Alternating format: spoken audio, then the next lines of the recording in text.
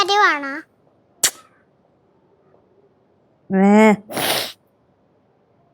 അമ്മ കരയല്ലേ?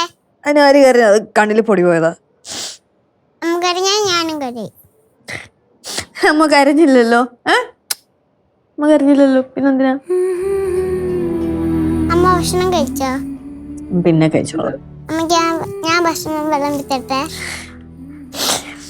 വേണ്ട, നമുക്കിപ്പോ വിശപ്പില്ല, അതുകൊണ്ട്. അമ്മ ഞാൻ അച്ഛനെ വിളിച്ചോണ്ട് വരട്ടെ? എന്തിന്?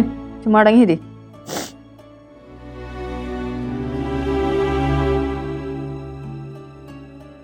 മോളെ മോളെ എന്താ എന്താ പ്രശ്നം? സിദ്ധുവിന്റെ ലീവിന്റെ കാര്യമല്ലയോ? അത് ശരിയാവും. അതിന് എന്ത് ശരിയാവാനാ മുമ്മ? ആകപ്പാടെ 1.5 മാസത്തെ ലീവേ ഉള്ളൂ. പോയിക്കോട്ടെ ലീവ് കഴിയുമ്പോ.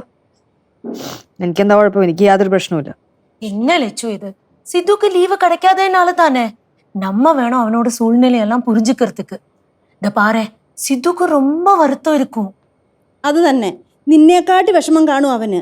നിങ്ങളുടെ കാര്യം മാത്രമല്ലല്ലോ, അവന്റെ അച്ഛനെ, അമ്മ, വീട്ടുകാരെ ഒക്കെ വിട്ടിട്ടല്ലേ അവൻ അവിടെ നിൽക്കുന്നേ. എന്റെ അമ്മൂമ്മയ്ക്ക് ഇത്ര നാളായിട്ട് അത് മനസ്സിലായില്ലേ? അവൻ അവിടെ സെറ്റിലായി, അവൻ അവിടെ യാതൊരു പ്രശ്നവുമില്ല. പിന്നെ ഇവിടെ കിടന്ന് കാണിക്കുന്ന അഭിനയമൊക്കെ വെറുതെയാണ്.